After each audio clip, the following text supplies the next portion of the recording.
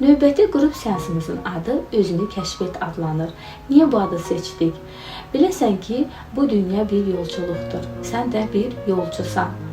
Bu dünyadakı yolculuğa özünlə başlayarsan, özünlə davam edərsən və özünlə bu həyat yolculuğunu bitirərsən.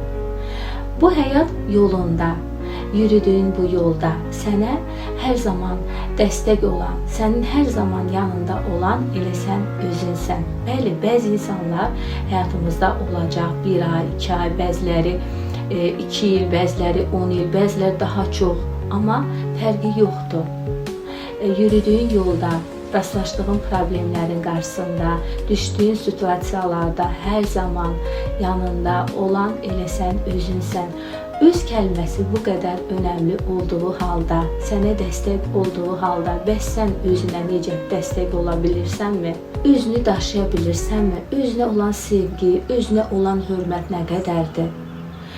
Bu həyat yolculuğunda, davam etdiyin bu yolculuqda özünlə bir yoldaş kimi, bir dost kimi, bir yaxın kimi mi davam edirsən? Yoxsa daima özünlə bir savaş içərisindəsən. Bax, bu çox önəmlidir. Bunlar haqqında danışacağıq növbəti qrup seansında. Sizləri də dəvət edirəm.